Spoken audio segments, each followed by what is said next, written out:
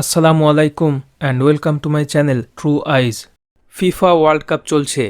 Roman এম্পায়ারে কলোসিয়ামের মধ্যে গ্ল্যাডিয়েটরদেরকে একে অপরের সাথে লড়ানো হতো, বন্য হিংস্র প্রাণীদের সাথে যুদ্ধবন্দীদেরকে লড়ানো হতো, এবং এই আয়োজনগুলো করাই হতো মানুষকে প্রকৃত ইস্যুগুলো থেকে ডিস্ট্র্যাক্ট করে রাখার জন্যে, যাতে প্রকৃত ইস্যুগুলো মানুষ ধরতে না পারে এবং রোমান শাসকরা যাতে শাসন ক্ষমতা ধরে রাখতে পারে, ওই সমস্ত মানুষগুলোকে শাসন করে যেতে পারে। এন্টারটেনমেন্টের নামেই সেই একই রকমভাবে গ্র্যান্ড ডিস্ট্র্যাকশনের ইভেন্ট চলছে ফুটবল ওয়ার্ল্ড কাপ রূপে। এক বিশাল সংখ্যক মানুষ টিভি স্ক্রিন মানে বোকা বাক্সতে, এবং তার থেকেও বেশি সংখ্যক মানুষ স্মার্টফোনের স্ক্রিনে লেগে আছে। এরা সবাই জম্বিদের মতো আচরণ করছে, তারা এদেরকে জম্বিফাইড করে ফেলেছে। এটা কোনো স্পোর্টস বা এন্টারটেনমেন্ট ইভেন্ট না, বরং একটি grand ritual event, dark ritual. কেন বলছি সেটা কিছুক্ষণ পরেই উপলব্ধি করতে পারবেন। ইনগুরেশন ইভেন্টেই একদম সূচনা পর্বেই তারা সেটা নিশ্চিত করে দিয়েছে। তারা যে সুনির্দিষ্ট কারণে আচার পালন করছে, এই সব গেমের রেজাল্ট যে আগে থেকেই ঠিক থাকে সেটা তো জানেনই। অলরেডি অনেক ভিডিওতেই বলেছি এই ওয়ার্ল্ড কাপের উইনার টিম কে হবে সেটারও ইঙ্গিত অলরেডি দেওয়া হয়েছে বিভিন্নভাবে, কার্টুন, ম্যাগাজিন ইত্যাদিতে, যেগুলো নিয়ে বলেছি। এমনকি ওয়ার্ল্ড কাপের ভেতরেই সেটাকে বারবার দেখাচ্ছে। কিভাবে সেটা নিয়ে বলবো। এবার দেখুন কিভাবে তারা প্রাচীন আচার পালন করছে। এইবারের বিশ্বকাপ হোস্ট করছে কানাডা, ইউএসএ এবং মেক্সিকো। এই অঞ্চলগুলোর সাথেই রিলেটেড অ্যাজটেক এম্পায়ার বা সাম্রাজ্য। 14 থেকে 1600 শতকে অ্যাজটেক সোসাইটির মানুষরা অদ্ভুত সব আচার পালন করত। অদ্ভুত না বলে বলা ভালো, ভয়ঙ্কর। তারা ছিল সান গডের উপাসক। এই সান গডের সাথে নিমরদ বা নমরুদ বা ওসাইরাস বা হোরাসের সম্পর্ক আছে। নমরুদের স্ত্রী ইস্তার বা আইসিস বা সেমেরামিসেরও যোগসূত্র আছে। বাল গডের সাথে সম্পর্কিত। প্রচুর মানুষকে স্যাক্রিফাইস করা হতো সান গডকে সন্তুষ্ট করার জন্যে। সান গড যদি সন্তুষ্ট না হয় তাহলে সে নাও উঠতে পারে, তাহলে কৃষিকাজ হবে না, দুর্ভিক্ষ হবে, সবকিছু ধ্বংস হবে। তাই সূর্যদেবকে সন্তুষ্ট করতেই হবে, তার জন্য স্যাক্রিফাইস করতে হবে। এই বলি দেওয়ার বিশেষ নিয়মও ছিল। যাকে বলিদান দেওয়া হবে তাকে স্টেপ পিরামিডের উপরে তোলা হতো। 4 জন প্রিস্ট থাকতো, তার মধ্যে একজন একটি ধারালো অবসিডিয়ান পাথুরে ছুরি দিয়ে তার শরীর থেকে হার্ট বের করে আনতো। এটা সান গডের জন্য উৎসর্গ করা হতো, আর শরীরটাকে সিঁড়ি দিয়ে ফেলে দেওয়া হতো নিচে। পিরামিডের পাদদেশে অনেক মানুষ অদ্ভুত কস্টিউম পরে অদ্ভুতভাবে সেজে উল্লাস করত। এই প্রথা শুধু যে অ্যাজটেক এম্পায়ারেই ছিল তা না, অনেক ঐতিহাসিক বলেন এই প্রথার প্রচলন অনেক আগে থেকেই ছিল। যাদেরকে এইভাবে শেষ করা হতো তারা সাধারণত হতো যুদ্ধবন্দীরা, কিছু ক্ষেত্রে দাস বা অপরাধী, নির্দিষ্ট ধর্মীয় উৎসবে স্বেচ্ছাসেবী বা বিশেষভাবে নির্বাচিত ব্যক্তিও বলি হয়েছে। এছাড়া কমনলি যাদেরকে ব্যবহার করা হয় তাদেরকে তো নেওয়া হতোই।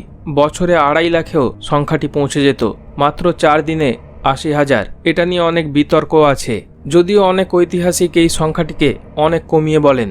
যে সংখ্যাগুলো বললাম এগুলো ঐতিহাসিকদের অ্যাকাউন্ট থেকেই নেওয়া।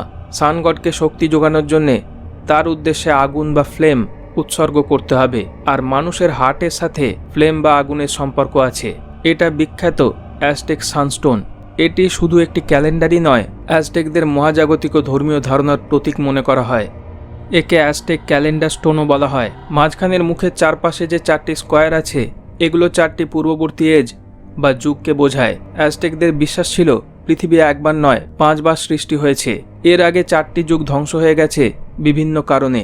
একবার হিংস্র জ্যাগুয়ারদের দ্বারা, একবার প্রচণ্ড ঝড়ে, একবার অগ্নিবৃষ্টিতে, আর একবার মহাপ্লাবনে। তাদের ধারণায় বর্তমান যুগ হল 5 সান, যা মাঝখানের অংশের সঙ্গে সম্পর্কিত। মাঝখানের মুখটি সান গডের, আর জিহ্বার জায়গায় যে ধারালো বস্তুটি দেখা যাচ্ছে সেটি চকমকি পাথরের ছুরির আকৃতির। এটি মানব বলিদানের প্রতীক। দেখুন এই জিনিসগুলো এখানে শো করা হয়েছে ইনগুরেশন অনুষ্ঠানে।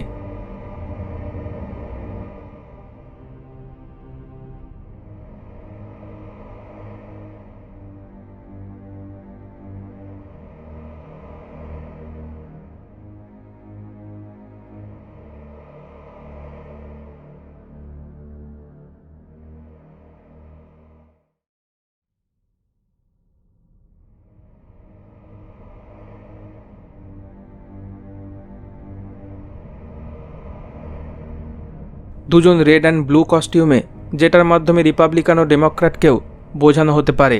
এরা ঠিক যুক্তরাষ্ট্রের হার্টল্যান্ডে দাঁড়িয়ে আছে।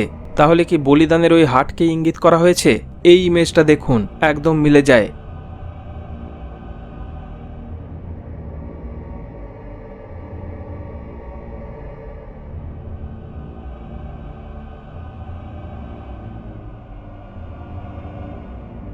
এবার সবচেয়ে ইম্পর্টেন্ট পার্ট, যেটা হলো Aztec ball game. Ball game না, আসলে বাল গেম। বাল গডকে উদ্দেশ্য করে 4 কেজি ওজনের একটি শক্ত রাবারের বলকে হাত পা ছাড়া শরীরের অন্য অংশ দিয়ে খেলতে হবে এবং এই রিংটার মধ্যে দিয়ে বলটিকে বের করতে হবে। এই খেলার পরই স্যাক্রিফাইস করা হতো, যেটা সবচেয়ে ইম্পর্টেন্ট। এখন এই বল গেমের জায়গায় চলছে ফুটবল। আর অলরেডি সাউথ আমেরিকার ভেনেজুয়েলাতে কি ঘটেছে দেখেছেন। এটা নিয়ে বলবো অন্য ভিডিওতে। ইস্টার ডে পালন করা হয় ইস্তারের জন্যে। এগ বা ডিম শো করা হয়। ধারণা অনুযায়ী সে ব্ল্যাক ম্যাজিকের মাধ্যমে নমরুদকে পুনরুজ্জীবিত করে তুলেছিল। পুনরুজ্জীবিত নমরুদ বা হোরাস, যার সাথে দাজ্জালের সম্পর্ক আছে। এই এগ বা ডিম তার উর্বর গর্ভকে ইন্ডিকেট করে, এই বিশেষ প্রজনন ক্ষমতাকে ইঙ্গিত করে। এটার সাথেই সম্পর্কিত সুপার বল। এবার কোন টিমকে জেতানো হবে? রোনাল্ডো অর্থাৎ রেজিনাল্ড, শক্তিশালী খ্রিস্টান শাসক। তার গ্লোরিয়াস কেরিয়ার হওয়া সত্ত্বেও সে কখনো ওয়ার্ল্ড কাপ হাতে তোলেনি, তাই তাকে এবার ফেয়ারওয়েল দেওয়া হতে পারে ওয়ার্ল্ড কাপটি তার হাতে তুলে দেওয়ার মাধ্যমে। ঠিক যেমন 17 বছর হয়ে গেলেও কোহলির হাতে আইপিএল ছিল না, তাকে আইপিএলের 18তম বছরে কাপটি তুলে দেওয়া হয়েছিল। ঠিক ওই রকমভাবেই রোনাল্ডোর হাতেও হয়তো তুলে দেওয়া হবে এবার। সিম্পসন্স কার্টুনে অলরেডি দেখিয়েছে তারা যে 2026-এ পর্তুগাল জিততে চলেছে। দ্য ইকোনমিস্ট ম্যাগাজিনেও তারা পর্তুগালের মতোই জার্সি পরা একজনকে দেখিয়েছে যে বলে কিক করছে। এটাও হয়তো রোনাল্ডোকেই ইঙ্গিত করা হয়েছে। এবার এই ভিডিওতে দেখুন।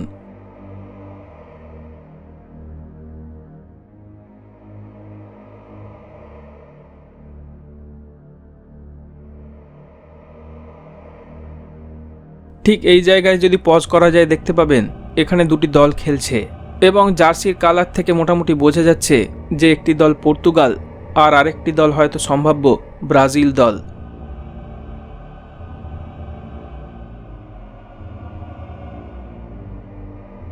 এবং এই যে স্টেডিয়ামটি দেখছেন, ঠিক এই স্টেডিয়ামেই ফাইনাল খেলা অনুষ্ঠিত হবে। অর্থাৎ ফাইনালে যে দুই দল খেলতে চলেছে সেটাও হয়তো তারা এইভাবে ক্রিপ্টিকোয়েতে বলে দিচ্ছে। এখানে আরেকটি বিষয় বলতে হয়, অ্যাজটেকরা প্রতি 52 বছর অন্তর অন্তর খুবই জোরালোভাবে এই বলিদানের ইভেন্টগুলো করত। তাদের দুটি ক্যালেন্ডার ছিল, একটি 365 দিনের আর একটি 260 দিনের। এই দুটি ক্যালেন্ডার প্রতি 52 বছরে একবার একই দিনে মিলিত হতো। এটিকে ক্যালেন্ডার রাউন্ড বলা হয়। ওই দিনে তারা নিউ ফায়ার সেরিমনি পালন করত। তারা বিশ্বাস করত এই অনুষ্ঠান ঠিকমতো না হলে পৃথিবী ধ্বংস হয়ে যেতে পারে। 360 দিনের সৌর ক্যালেন্ডারে 18টি মাস ছিল, প্রতিটি মাস হতো 20 দিন করে, মোট 360 দিন। এর সাথে অতিরিক্ত 5টি অশুভ দিন যোগ করা হতো, ফলে সংখ্যাটা হতো 365 দিন। এখন এই ফুটবল ওয়ার্ল্ড কাপে এইরকম থিম ইউজ করা খুবই অদ্ভুত, উইয়ার্ড। এটা মোটেও বিশ্বের জন্যে, বিশেষ করে ইউএসের জন্যে মোটেও ভালো ইঙ্গিত বহন করছে না।